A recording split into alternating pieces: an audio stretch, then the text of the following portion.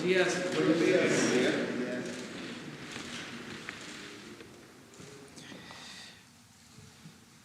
El día de hoy vamos a dedicarlo a contestar preguntas porque vamos a salir, vamos a Sinaloa a una gira a Villa Unión para seguir visitando los hospitales del IMSS Bienestar y por la noche vamos a estar en Guasave en la inauguración del estadio, la rehabilitación que se hizo al estadio, porque inicia la temporada de béisbol del Pacífico. Mañana vamos a estar en el Hospital del Fuerte y por la tarde vamos a San Quintín, a Baja California. Vamos a hacer una gira por el norte, de modo que salimos hoy. Tenemos tiempo para contestar las preguntas. Empezamos.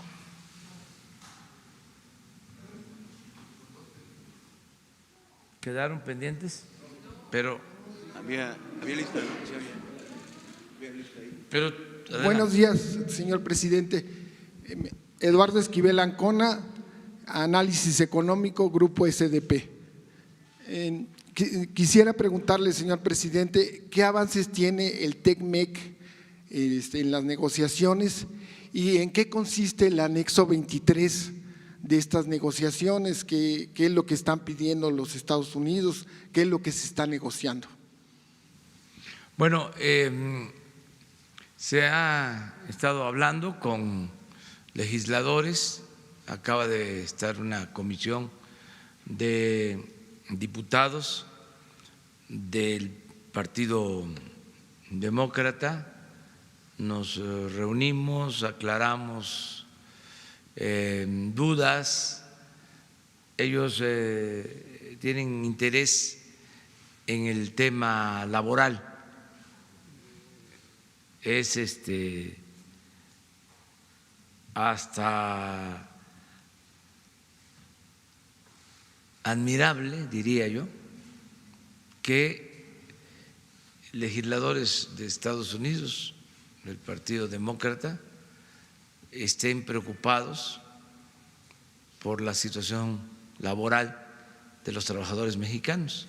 Entonces hay plena coincidencia en ese tema.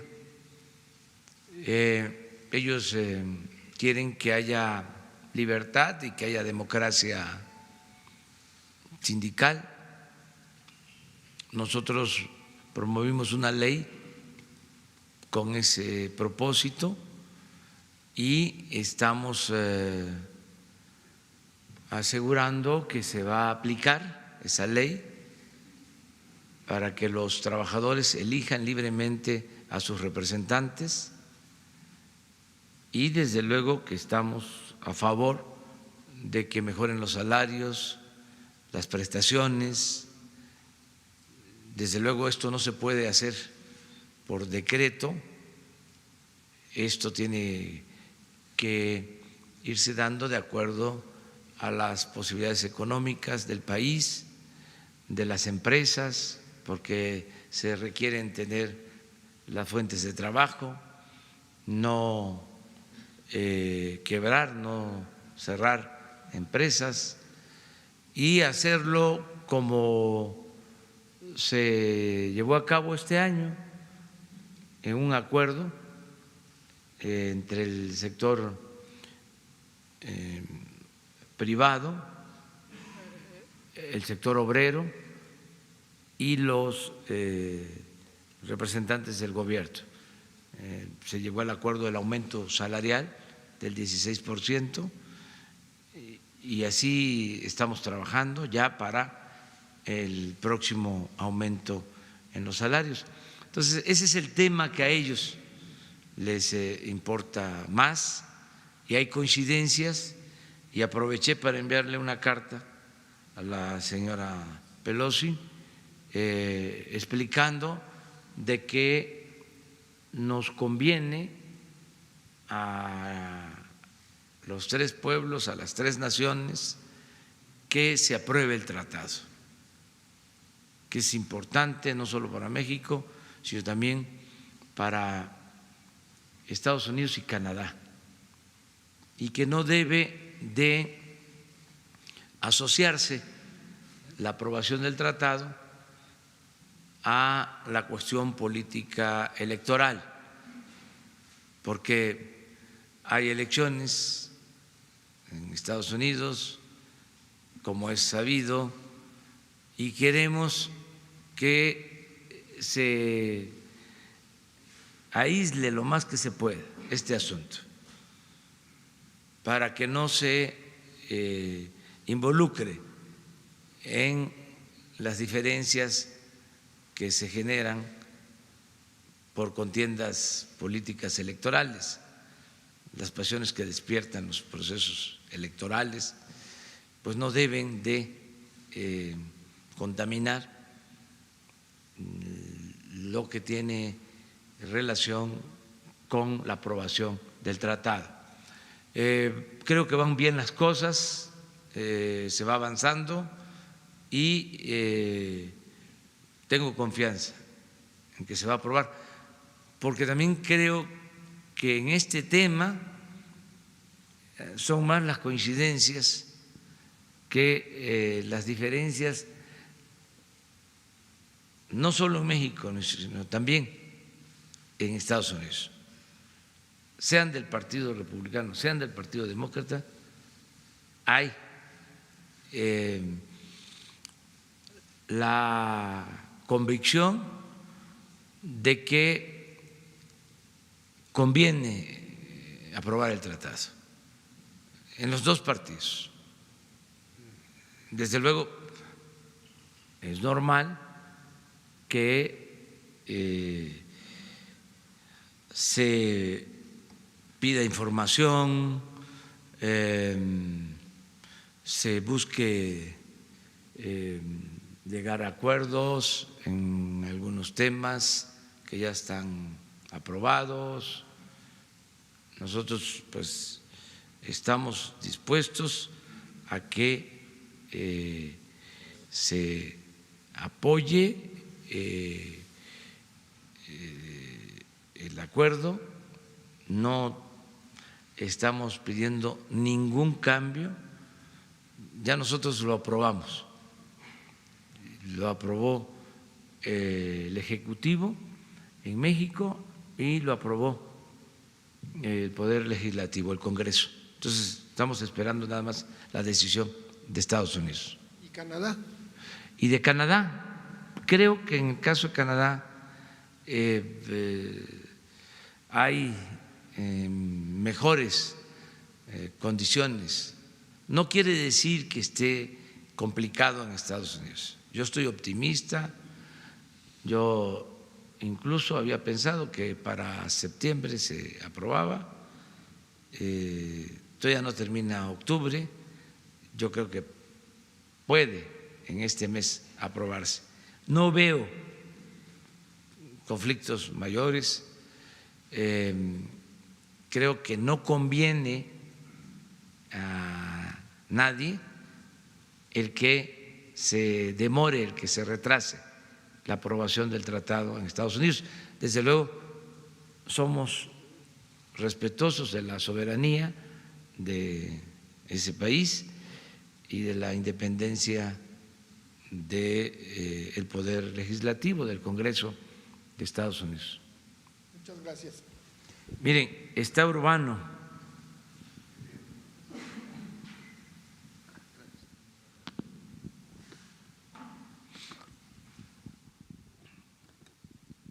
Buenos días, señor presidente. Yo quisiera preguntarle, ¿qué opina usted de la nueva actitud en el Poder Judicial, en la Suprema Corte, y la salida de un importante juzgador del primer circuito, Jorge Camero, que era la voz disidente en el proceso de Santa Lucía, por una parte? La segunda, quisiera preguntarle si tiene usted reportes de la Unidad de Inteligencia Financiera respecto a una investigación en el gobierno de Morelos, concretamente contra Héctor Pablo Ojeda, imputado por vínculos con prestanombres de empresarios muy cercanos a Javier Duarte, ¿verdad? Y en ese mismo contexto, en Morelos, ¿qué opina usted de las declaraciones del gobernador, que dice que incluir a familiares ahora ya no es nepotismo, sino eficiencia por el perfil? Esa sería la segunda. Y un pequeño apunte. Ayer usted citó al secretario Víctor Manuel Toledo, titular de la Semarnat. Si bien no está en contra de usted, ha manifestado fuertes diferencias hacia sus proyectos. Caso específico, la refinería de Dos Bocas, bueno, la construcción de la refinería de Dos Bocas, el Tren Maya. Él está por la emisión de una declaratoria de emergencia ambiental en el concierto mundial, como lo han hecho países como Inglaterra, y que México no quiere entrar a esto. Pero recientemente en la Universidad Nicolaita de Michoacán, él se pronunció en favor de las autodefensas y dice que son heroicas y que son dignas y que hay que apoyarlas, lo cual sistemáticamente está contradiciendo su discurso. ¿Qué opina de esto? Y saber si el próximo lunes en el informe de seguridad se va a incluir también el tema de las autodefensas. Gracias, señor presidente. Muy bien. Bueno, yo celebro el que se actúe en el Poder Judicial para combatir la corrupción. Desde luego, no se puede condenar a nadie sin presentar pruebas, sin llevar a cabo un proceso como lo establece la ley. Pero es un hecho inédito, sobre todo en los últimos tiempos, el que por corrupción o por presunta corrupción, para ser cuidadosos, se destituya a un magistrado. La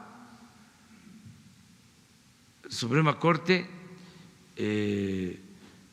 tiene, lo hemos dicho en otras ocasiones, y hay que seguirlo repitiendo, porque la política debe ser cada vez más asunto de todos. Y antes no se informaba y la gente no sabía cuál era la función de las instituciones, cuáles eran esas funciones y cómo actuaban las instituciones. Por ejemplo, si preguntamos a quienes nos están viendo, en honor a la verdad que es revolucionaria, la mentira es reaccionaria, ¿quiénes sabían que existía la judicatura en el Poder Judicial? Y si añadimos a esto y preguntamos si sabían de la judicatura, pero si sabían sobre las funciones de la judicatura, yo estoy seguro que la mayoría de los mexicanos no tiene conocimiento de esta institución. En la época de la Reforma y de la República Restaurada, el ciudadano en general conocía la Constitución, estaba más informado. Ahora hay un despertar ciudadano, hay una etapa nueva, se informa más y hay que aprovechar para estar informando, orientando sobre estos temas. La judicatura, pues, es el organismo que tiene el Poder Judicial para resolver las diferencias o las malas conductas que se puedan dar al interior del Poder Judicial. No puede castigar a un juez, a un magistrado, a un ministro, el Poder Ejecutivo, solo en el caso de que se trate de un juicio político. Eso corresponde al Poder Legislativo, pero el órgano interno encargado de que no haya corrupción en el Poder Judicial, que los jueces actúen con rectitud, con apego a la legalidad, pues es este organismo, la Judicatura. Y entiendo que este organismo es el que ayer toma la decisión de separar a este magistrado para llevar a cabo una investigación. Esa es la información que tengo. Me parece muy bien, porque imagínense, existía la judicatura o ha existido y nunca se castigaba a jueces, a magistrados, a ministros menos. ¿Y cómo sí a los integrantes del Poder Ejecutivo se les castiga y se les señala si son corruptos, incluso en el caso de legisladores, lo que tiene que ver con el Poder Legislativo? Y en el caso del Poder Judicial había mucho hermetismo, era como el castillo de la pureza. Y ahora se dan estos casos. Por eso lo celebro. Y desde luego esto va a generar polémica, pero qué bueno que se ventile todo este asunto. Y los que se sientan afectados, pues van a decir que es una represalia, pues tienen todo el derecho de probar si existe represalia, y quien está tomando esta decisión tiene que probar de que en efecto hay corrupción. Tengo entendido de que se trata de un depósito de 80 millones de pesos. Estas cosas, de ser ciertas, no se pueden tolerar. Y por eso lo celebro, porque no solo es limpiar de corrupción el Poder Ejecutivo, hay que limpiar de corrupción el Poder Judicial, el Poder Legislativo, todo el gobierno, de arriba para abajo, y que no haya impunidad.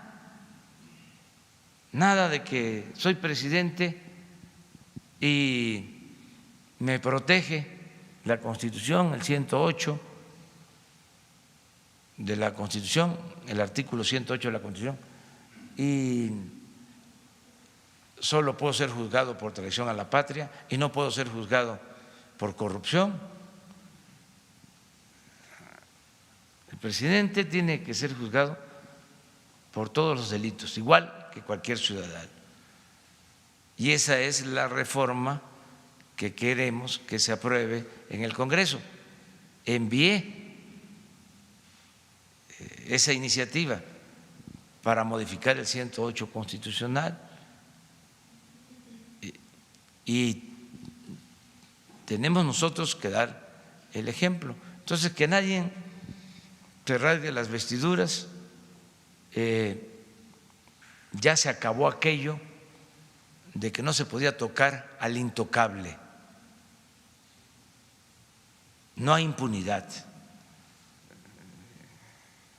No es castigar nada más al que no tiene con qué comprar su inocencia y al que tiene influencias, al que tiene agarraderas, se le protege, se le perdona todo. Ya eso se terminó. Es acabar con la corrupción y con la impunidad. No le hace que sea polémico. Ese es mi punto de vista. Acerca de las diferencias de opinión con el secretario de Medio Ambiente, pues lo celebro. Se tienen no solo con el secretario de Medio Ambiente, ayer hablábamos de diferencia con el secretario de Hacienda, que estaba planteando que no fue tan exacto, sino lo propuso como algo a analizar, de que aumentara la edad de jubilación. Yo dije que no. Pues esto es propio de un gobierno democrático. La secretaria de Gobernación también habló de abrir el debate para la legalización de la marihuana. Yo planteé de que hay que esperar, que tenemos otros asuntos que atender, pero esto es muy bueno que existan estos puntos de vista. No sé cuál otra pregunta. Yo le agradezco mucho al gobernador de Morelos, Cuauhtémoc Blanco, porque fui a una gira a Morelos y esto no solo es Morelos, es Veracruz, es el Estado de México, es Guerrero, Michoacán, Oaxaca, en donde se fue haciendo una costumbre por el abandono a los caminos, de que la gente, niños, adultos, tapan los huecos con tierra. Me tocó verlo mucho tiempo y he hecho hasta videos cuando estaba en la oposición. Me acuerdo de un video que hice en la Sierra de Puebla, de Zacapuastla a Zacatlán, donde también gente tapando los huecos, los baches con tierra. Y ahora regreso, bueno, estoy de nuevo recorriendo los pueblos como siempre y lo mismo. Entonces, ni modo que pase yo y que no diga nada.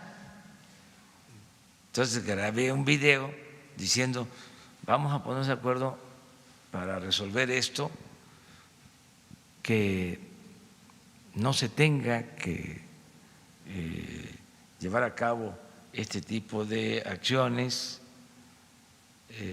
La autoridad municipal, las autoridades estatales, la autoridad federal en lo que corresponde. Se tiene también que saber que está muy bien delimitado cuáles son carreteras federales, cuáles son estatales o locales, pero corresponda a quien corresponda, se tiene que evitar eso, porque se abandonan los caminos, la gente pues toma esta decisión, pide cooperación bien merecida para el Chesco, pero esto es en distintas partes. Entonces, cuando hice el video, la actitud del gobernador de Morelos fue muy positiva. En vez de enojarse por el señalamiento, porque además no era ese el propósito, aunque quisieron algunos cucarlo, que lo estaba yo exhibiendo, que no fue mi intención. Pues, ¿qué hizo? Mandó a componer la carretera. Eso es bueno, muy bueno. Entonces ya voy a seguir pasando por todos los caminos y estoy seguro que a veces voy a los pueblos y me dicen qué bueno que vino porque están bacheando, si no, no hubiesen bacheado, o no se deje engañar, acaban de venir a pintar el hospital. Entonces lo que les digo, ya voy a venir más pronto, digo más seguido, para que pues se le dé mantenimiento. No es así en general. La autoridad local, sobre todo los presidentes municipales, son responsables. Hay, como en todo, quienes no están cumpliendo con su responsabilidad, pero sí hay presidentes municipales que responsables. En este caso, el presidente municipal, no me acuerdo del municipio de Morelos, el presidente municipal muy responsable, igual que el gobernador. Eso es lo que puedo comentar acerca del gobernador de Morelos. Pero no hay una investigación de la Unidad de Inteligencia Financiera en particular contra el secretario de Gobierno. Y para cerrar el tema de la Corte… No tengo información, que haya información contra el secretario de Gobierno. Bien, y para cerrar el tema de la Corte, ¿qué opina usted de que el ministro presidente se mantiene en su dicho de que fue presionado por el expresidente Felipe Calderón Hinojosa? Bueno, ahí respeto su punto de vista, no me meto en eso. Yo la opinión que tengo del ministro Saldívar, presidente de la Corte, es que es un hombre íntegro, que le tengo confianza. Eso es todo lo que puedo decir, nada más. Pero ya meterme a debates sobre otros temas, no. Sí lo considero una gente honorable, de bien, me da confianza, si no, no lo diría.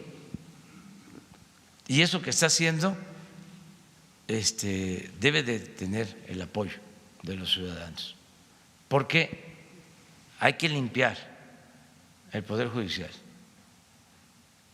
y va a ser de mucho apoyo, con autonomía, con independencia, porque también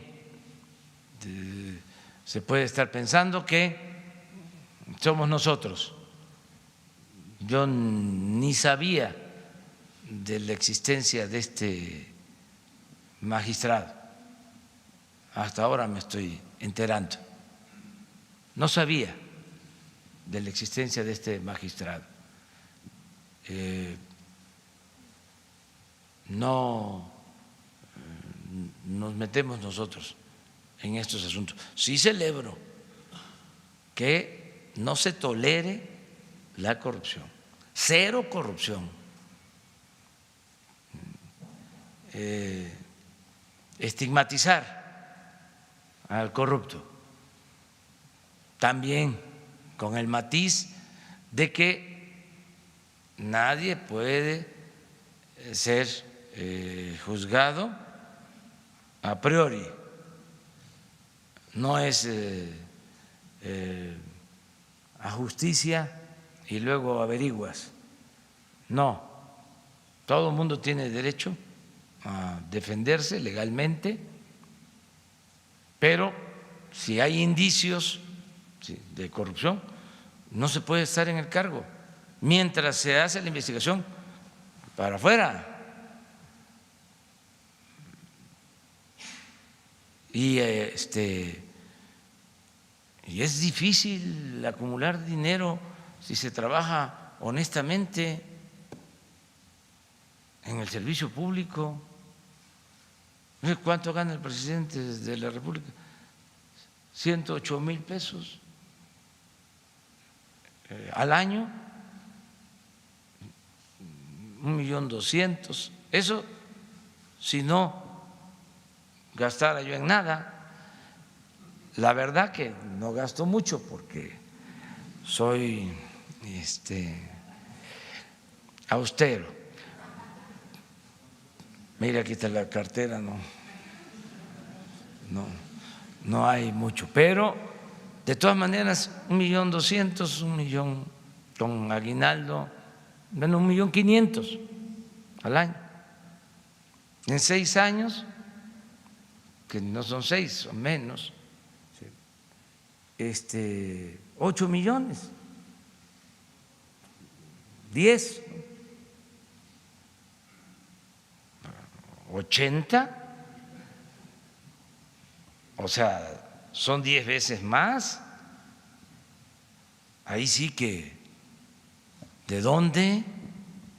Y hay otros que no son de 80, que son de mucho más. Entonces, ya se acabó. El gobierno no es para hacer negocios, es para servirle al pueblo. Y antes se veía normal, ya no. Esas cosas no se deben de permitir. Y no tratar de justificar la corrupción, para nada, cero corrupción. Muy bien. El comentario que dijo el gobernador sobre el nepotismo al contratar a familiares. No, eso si legalmente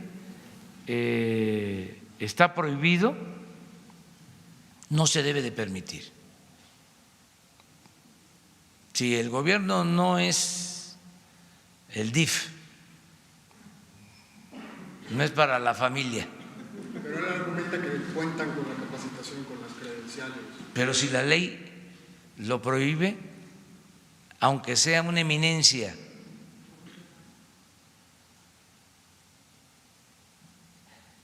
y además no solo es un asunto legal, es un asunto ético. La política es un imperativo ético.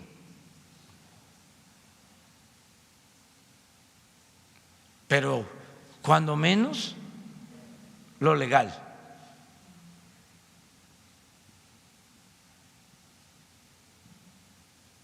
Bien, Carlos Pozos.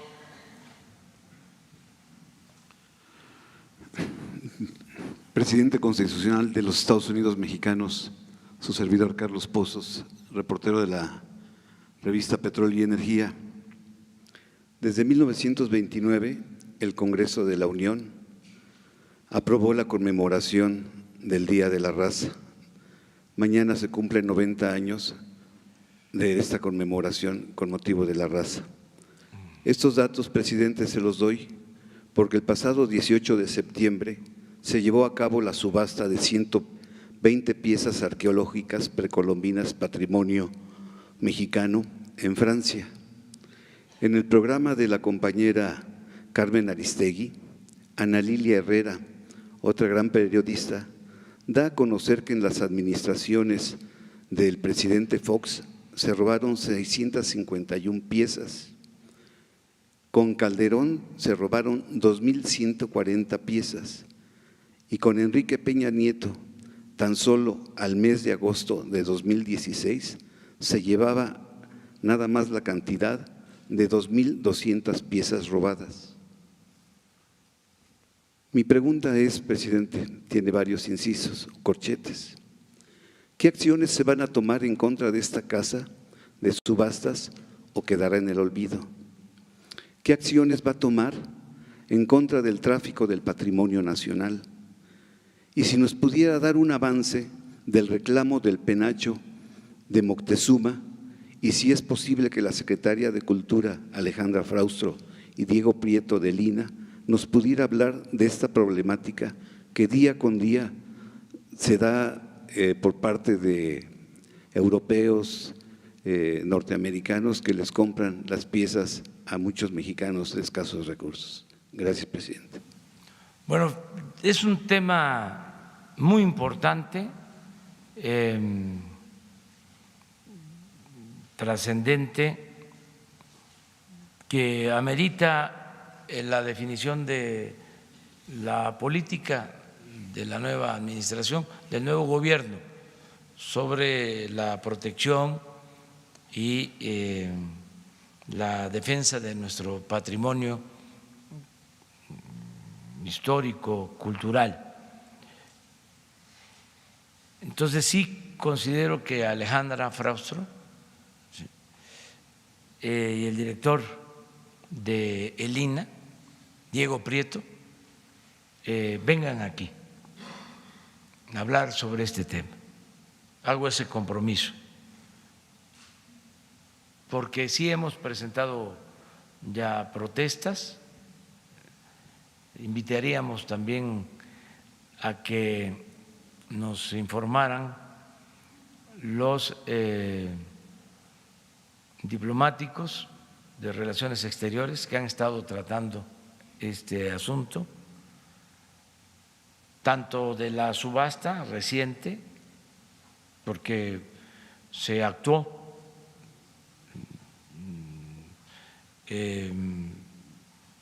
política y legalmente, como acerca de lo del penacho. Se está viendo también este tema y que nos informen de cómo vamos en esta materia, para que tengamos una información completa y objetiva sobre este tema, que es muy importante, sobre todo por lo de mañana y porque ya viene la conmemoración de los 200 años de la independencia en el 21.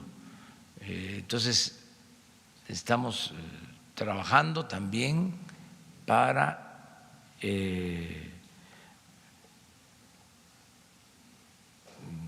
darle todo el peso, toda la importancia a nuestra memoria histórica, ¿sí? Y poder recordar de dónde venimos, nuestra historia, y tener muy presente cuando México formalmente se constituye en nación independiente. Entonces, vamos a tratar este asunto. Cuando mandé unas cartas con este propósito hubo mucha polémica. No estamos tocando ahora ese tema. No quiere decir que lo olvidamos, porque consideramos que son momentos para la reconciliación y que se debe de pedir perdón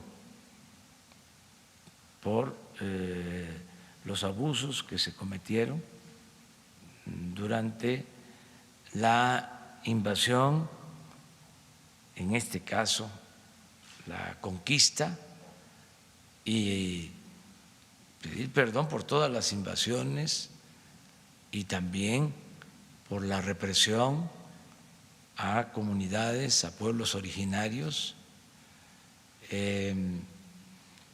y no nos afecta en nada el que actuemos así entre las naciones y hacer lo propio nosotros, pedir perdón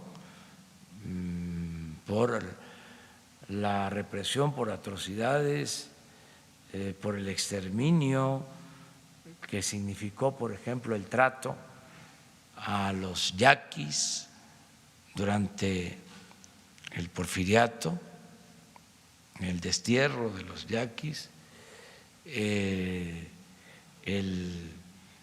despojo de sus tierras y convertirlos en esclavos, y la muerte de miles de yaquis, y lo mismo el asesinato de miles de ciudadanos chinos en nuestro país. Todo esto lo tenemos que reconocer y lo mínimo es ofrecer un perdón. Yo también, con todo respeto, estoy planteando el que se reconsidere lo de la excomunión de los padres de nuestra patria. Si se dio, si no se dio, tocar el tema. Son asuntos que pueden generar polémica, pero no deben de ocultarse. ¿Por qué olvidar nuestra historia? ¿Por qué no hablar de estos temas, estos asuntos, de la interpretación que cada país tiene sobre estos acontecimientos? ¿Qué significa para un español la conquista? ¿Qué significa para un mexicano la conquista? ¿Y por qué no ponernos de acuerdo? Y al final, la reconciliación. Es un tema importantísimo. No quiero abrir ahora ese debate, estamos en otro asunto, además falta para el 21. Vamos a tener tiempo para tratarlo, pero vamos en este caso a pedirle a Alejandra Fraustro, la secretaria de Cultura, que venga a exponer lo del tráfico de las piezas arqueológicas, el robo de piezas arqueológicas. No me consta lo de los gobiernos. O sea, desde luego, la periodista a la que hace mención es seria, es responsable, pero yo no puedo afirmar que sea cierto lo que ella plantea. Tampoco lo pongo en duda. No quiero acusar a ningún gobierno sobre este tema. Nosotros nos va a corresponder que no se roben nada. Nada, nada, nada. Aquí, por ejemplo, está el patrimonio cultural, obras de artes de la Secretaría de Hacienda. Se están ahora revisando inventarios porque pintores, artistas pagaban sus impuestos, creo que lo siguen haciendo, no estoy tan seguro, con obras de arte. Y también hubieron gobiernos que compraron colecciones de obras de arte. Entonces estamos viendo dónde están las esculturas, las pinturas, dibujos, todo lo que es patrimonio de la nación que tiene en custodia la Secretaría de Hacienda y tener los inventarios para que no desaparezca nada absolutamente. Presidente, ¿podríamos los mexicanos saber las causas de la dimisión del exministro Eduardo Medina Mora y saber si usted ya pensó en la terna de los personajes que puedan sustituir a este exministro y para cuándo enviaría en la próxima semana esa terna a la Cámara Alta? Pues yo lo que sé, porque corresponde al Poder Judicial y a la Fiscalía General, yo lo que sé es que se abrió una investigación en la Fiscalía. No conozco los detalles, no conozco el expediente porque no me corresponde. Supe de que hubo una solicitud de información a la unidad de inteligencia financiera y se envió la información a la Fiscalía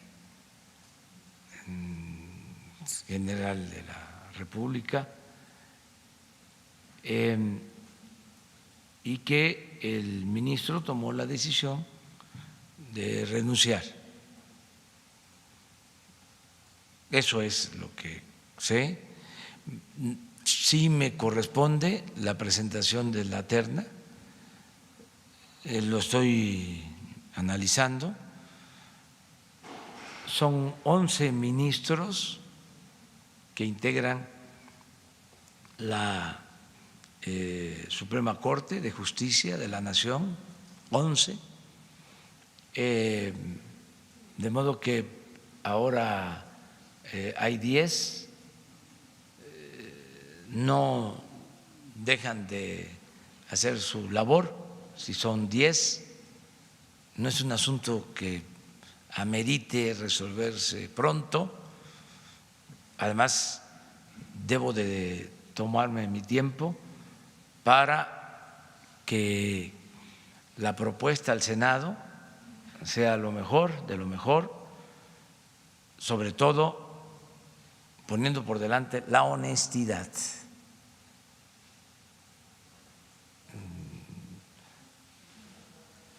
99.9 honestidad y el resto conocimiento y deseos de trabajar.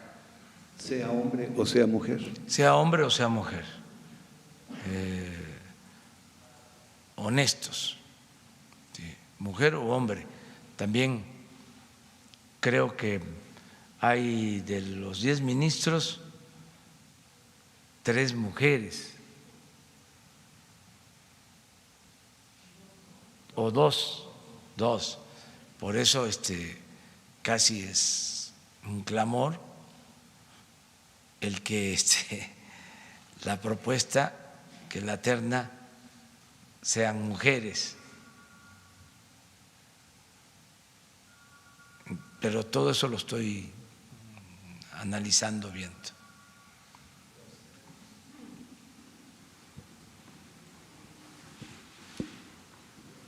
¿Sí?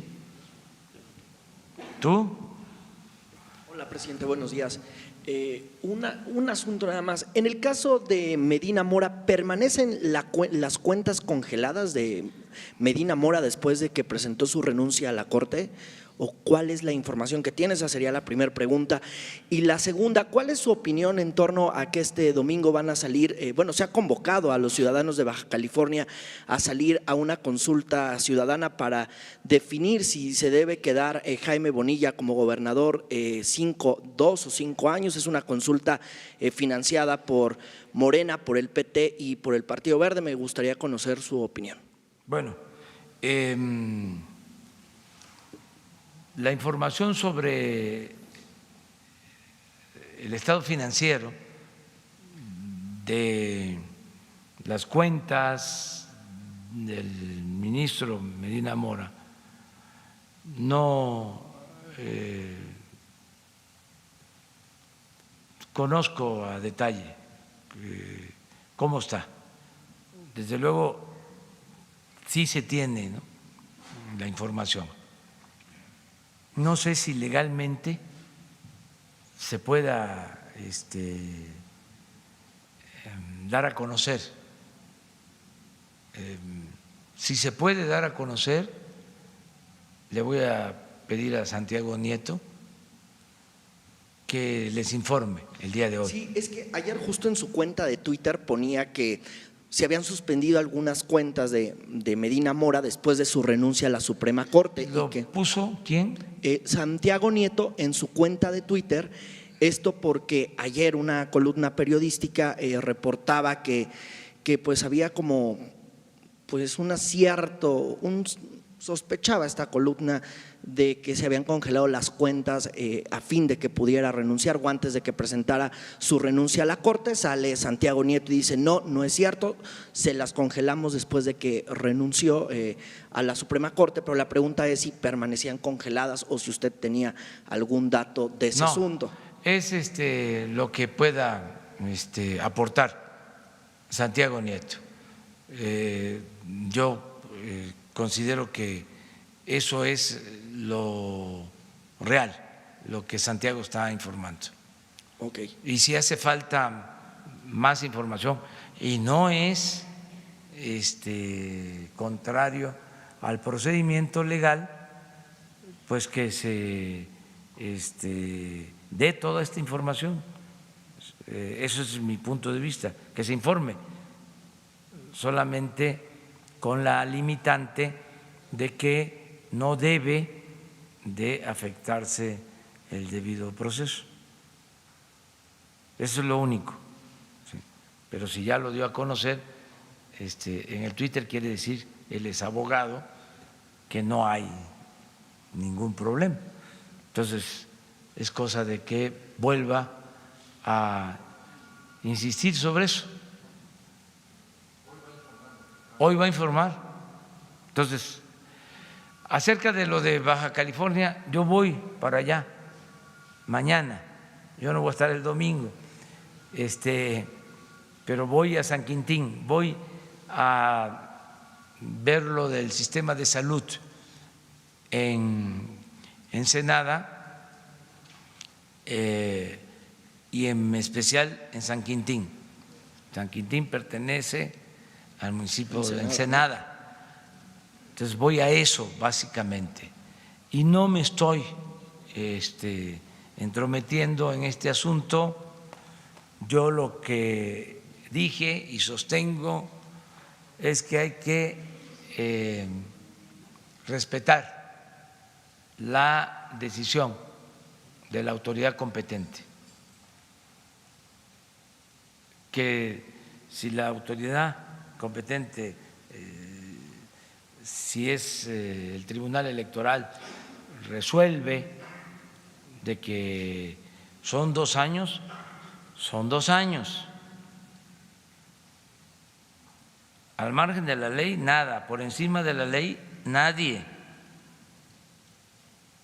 Si la autoridad competente resuelve de que está bien la decisión que tomó el Congreso local, pues eso, el que no son 2 años sino más, pero que sea la autoridad la que resuelva, la que corresponda. No meternos nosotros. Yo no estoy involucrado en este asunto, es algo incluso que me produce pena, me da pena, porque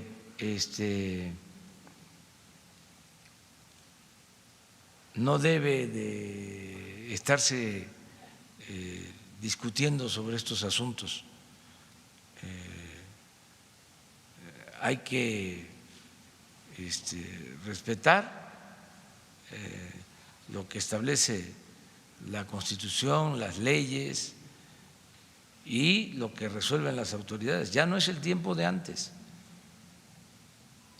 Entonces yo no voy a meterme en esto, sea quien sea.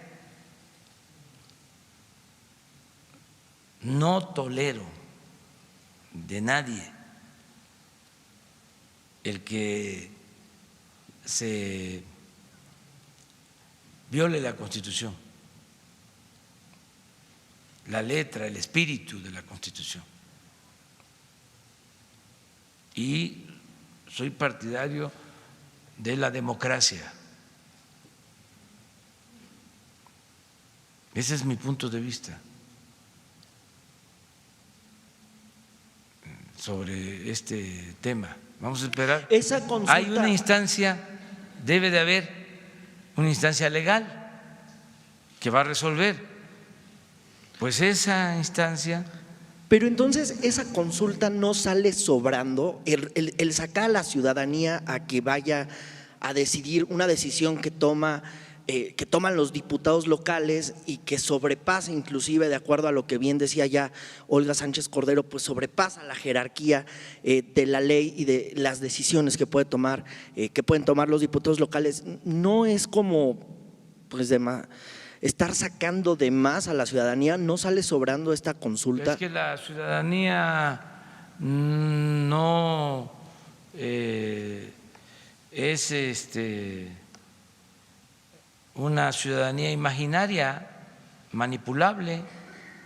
Los ciudadanos de Baja California están muy politizados, muy conscientes. Se pueden hacer todos los ejercicios, todo el mundo tiene libertad para expresarse, manifestarse a favor, en contra. Aquí lo interesante es que debe de haber una instancia legal que resuelva, sin presiones de ningún tipo. Y todos apegarnos a esa decisión. No estar con chicanadas de ningún tipo, ¿sí? No retorciendo pues la ley, o sea, eso correspondía al antiguo régimen. Por eso no debe de preocuparnos en nada.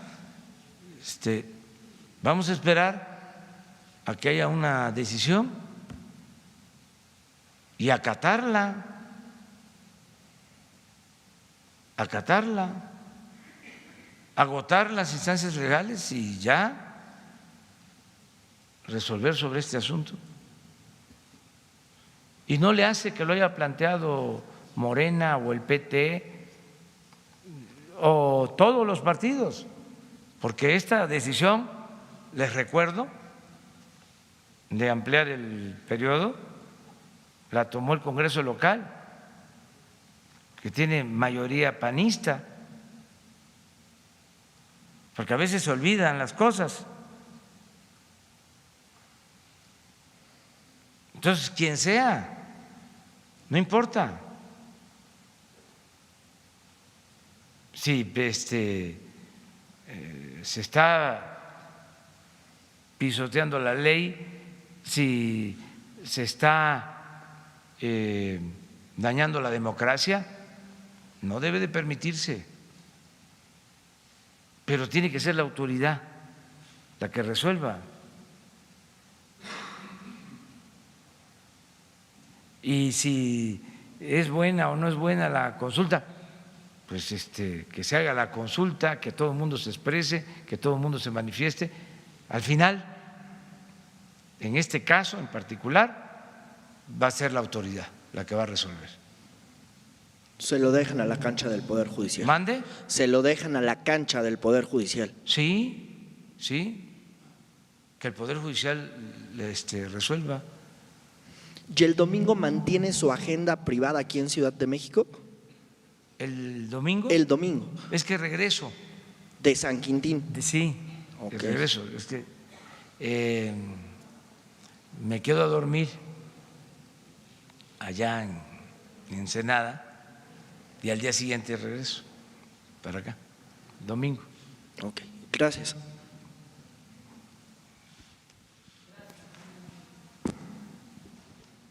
Gracias, presidente. Alfonso Párez, de Cadena Raza, Radio 620. Preguntarle sobre este llamado que usted hace sobre la reconciliación, sin entrar en el tema político, velo con ese… ¿Cómo? No te sobre el escucho tema bien. de la reconciliación, Sí. que usted hace un llamado, que es momento de actuar ya, de pedir perdón. ¿Será el momento de que los expresidentes hicieran lo mismo? Obviamente, tomando el tema no de la conquista, y todo lo que se ha visto, todo lo que han hecho con los pueblos, con la gente y últimamente el reciente caso Ayotzinapa, todo lo que ha pasado en nuestro país, ¿será el momento que realmente ya los expresidentes hicieran ese tipo de conciencia y pidieran perdón al pueblo por todo lo que ha sucedido? Pues sería extraordinario, pues un acto de humildad nunca visto. Sería bien recibido por la gente, ¿sí? Porque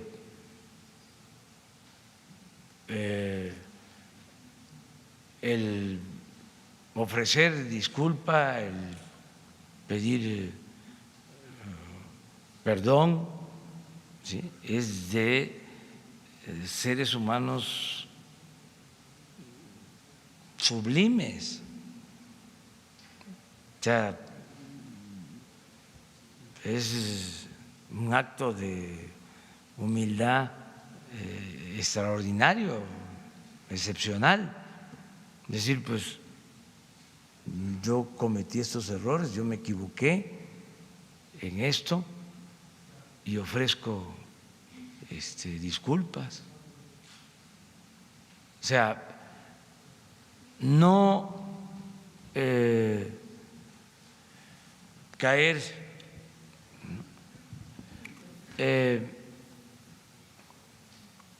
en la soberbia, ¿no? ¿Sí? Rectificar, saber rectificar, no caer en la autocomplacencia, ¿no? Eso es importantísimo.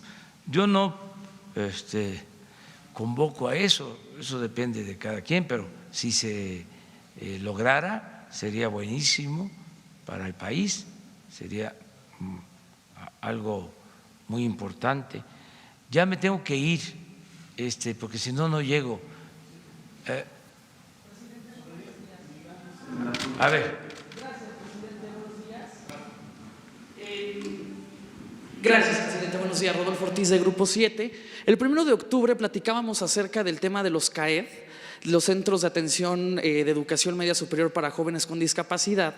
Esta semana, el subsecretario de Educación Media Superior decía que no van a desaparecer los CAED, pero que hay un gran problema, no hay presupuesto para el 2020 y que eso es situación de la Secretaría de Hacienda y Crédito Público. Aquí iría mi primer pregunta, ¿usted ya platicó o ya le giró instrucciones directas a Arturo Herrera en Hacienda para que se contemplen a los CAED? La segunda, en Hidalgo, pues tenemos un caso de corrupción bonita, un caso de corrupción pues muy legal. Una universidad en el 2019 se vio beneficiada con 200 millones de pesos adicionales a su presupuesto, aprobados desde el Congreso local, la 64ª legislatura, porque dentro del Congreso hay un grupo parlamentario también de Morena, por supuesto, que es la mayoría, pero dentro de este grupo Morena hay un grupo de esta misma universidad que pues bueno, han trabajado, y eso también lo podemos llamar como corrupción, a beneficio de los intereses de esta casa de estudios. Ninguna otra universidad en el 2019 se vio beneficiada con este tipo pues de partidas adicionales superiores a los 200 millones de pesos, y pues bueno, se sigue peleando para que en el 2020 pues sigan buscando estos beneficios personales en esta casa de estudios. Claro ejemplo es la Junta de Gobierno del Congreso local. Ya habían llegado a un acuerdo con las fracciones parlamentarias de que la Junta iba a ser rotativa y pues bueno, por permanecer ahora quieren crear pues una nueva junta y como que suplir a la Junta de Gobierno. Sí la entregamos a la siguiente fracción parlamentaria, pero nosotros entonces ahora nos vamos a blindar de esta parte para poder seguir otorgando este tipo de situaciones a esta universidad. Y en el tercer tema que traigo el día de hoy, hay más de 90,000 jubilados del Instituto Mexicano del Seguro Social en el país que no han podido recibir los beneficios de la cesantía y de la vejez por una jurisprudencia en la Suprema Corte de Justicia.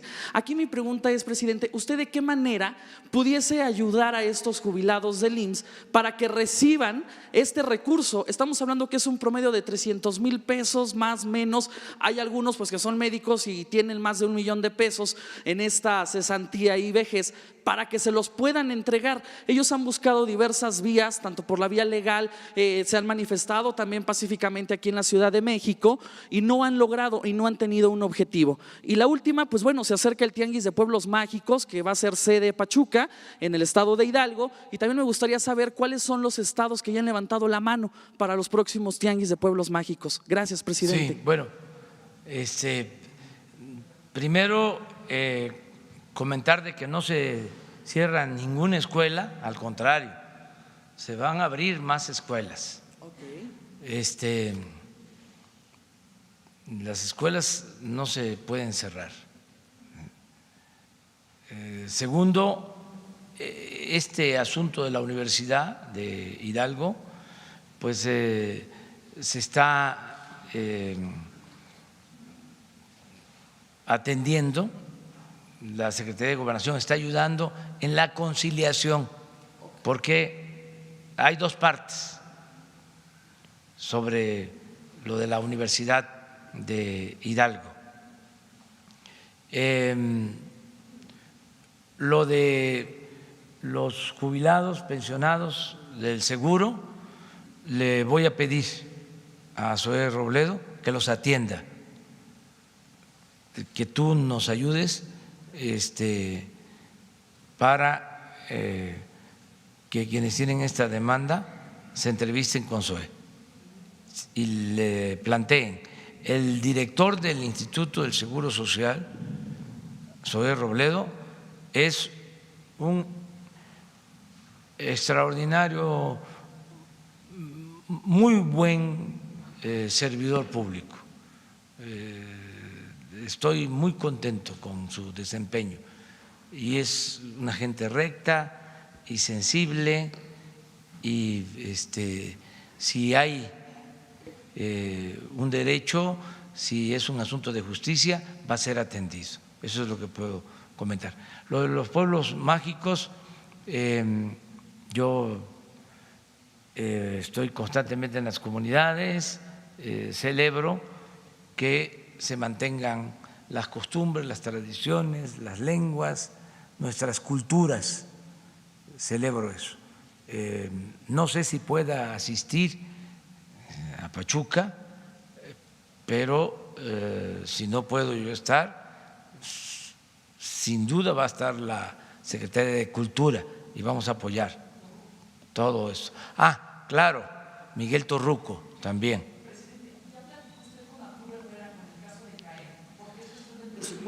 Sí, pero no es un asunto de presupuesto. O sea, afortunadamente, como no hay corrupción y hay austeridad, tenemos presupuesto. No es para presumir, pero hay presupuesto. Y más cuando se trata de la educación. Le doy un dato adicional. El secretario de Hacienda es de Hidalgo. Llevan ventaja ahí. Bueno, miren, ya me tengo que ir, si no, no llego. Nos vemos el lunes. Nada más contestar ayer una pregunta sobre si se estaba importando petróleo crudo. En definitiva, no estamos importando petróleo crudo. El dato que se dio fue equivocado, el dato que se publicó en la prensa no corresponde a la realidad. Cuando recibimos el gobierno, la administración pasada tenía comprados alrededor de 300,000 barriles, pero eso fue al inicio, que hasta aquí lo planteé de que era el colmo, de que por primera vez en muchos años, lo cual demostraba que la llamada reforma energética fue un rotundo fracaso, por primera vez en muchos años, después de la expropiación petrolera, se había llegado a comprar petróleo crudo para las refinerías y dimos la orden terminante de que eso no volviera a suceder.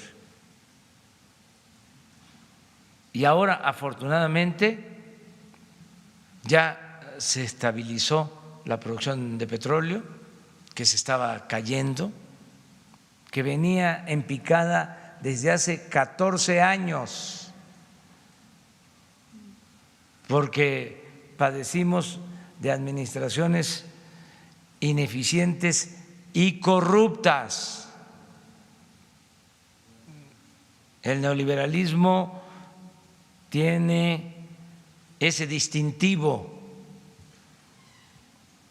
la corrupción es como el conservadurismo, son muy corruptos.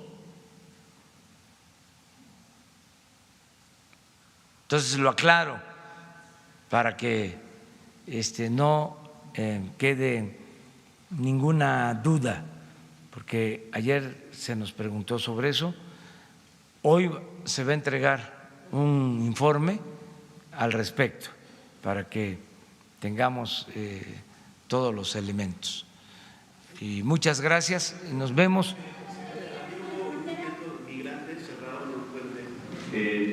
¿No vas a ir a la gira? Esta vez no voy a ir, presidente. Bueno, nos vemos el lunes. Adiós, adiós.